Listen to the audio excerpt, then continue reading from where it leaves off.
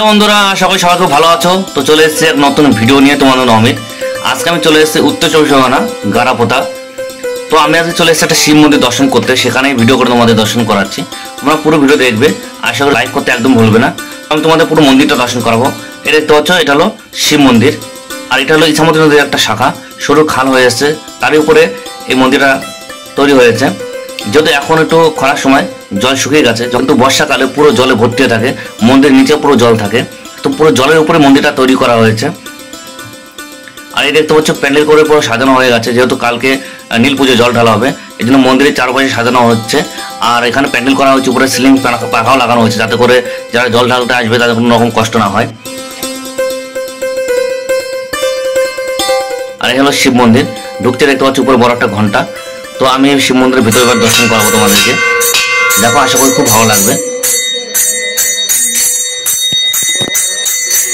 আর কালকে কে কে নীল পুজোর উপোস থাকছো, কে কে জল ঢালবে, কে কে গঙ্গাতে স্নান করতে যাবো, অবশ্যই কমেন্ট করে জানাবে আমাকে। যেহেতু আমি প্রতিবারই গঙ্গায় স্নান করতে যাই নীল পুজো উপলক্ষে, আমাদের গঙ্গাতে প্রচুর ভিড় হয় নীল পুজোর স্নানের দিন। এখানে দেখতে পাচ্ছ ভোলা মহেশ্বর বসে আছেন, খুব সুন্দর লাগছে মূর্তিটা।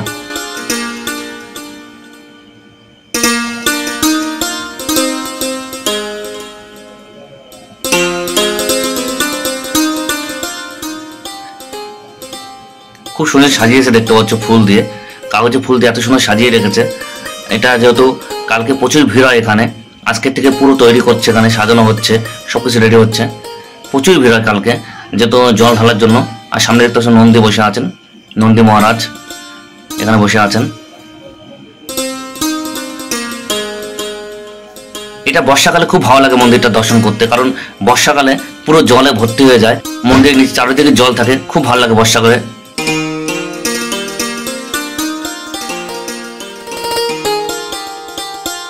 আর দেখতে পাচ্ছ এটা শিবলিঙ্গ, খুব বড় একটা শিবলিঙ্গ, এখানেই কালকে জল ঢালা হবে।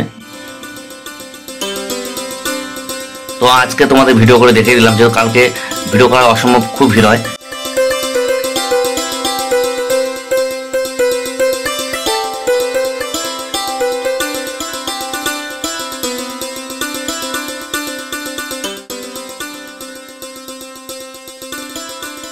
তো দেখতে পাচ্ছ তোমাদের শিবলিঙ্গ দর্শন করালাম, মন্দিরটা দর্শন করালাম। আমি এখন যে মন্দির চারপাশটা ঘুরছি একটু, চারদিকে দেখতে পাচ্ছ কাগজের ফুল দিয়ে খুব সাজিয়েছে। আর পিছনে একটা বাঁশবাগান আছে, বাঁশবাগানেও জল থাকে, পুরো ভর্তি হয়ে যায় বর্ষাকালে। যেহেতু এখন একটু বর্ষা নেই, জলের টান আছে, জলটা অনেক নিচে নেমে গেছে, কিন্তু বর্ষাকালে প্রচুর জল থাকে এখানে, তখন খুব ভালো লাগে। বর্ষাকালে আমি এসেছিলাম একবার, খুব ভালো লাগে, চারদিক জল, মাঝখানে হলো শিব মন্দির। অনেকে এখন দর্শন করতে আসছে, দেখতে পাচ্ছ অনেক পুণ্যার্থী আসছে দর্শন করার জন্য মন্দিরে আজকে।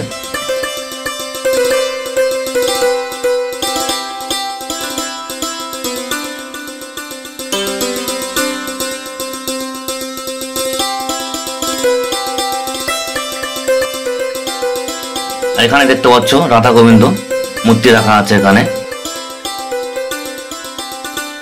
আমি ভিডিও একদম শেষে চলে এসেছি।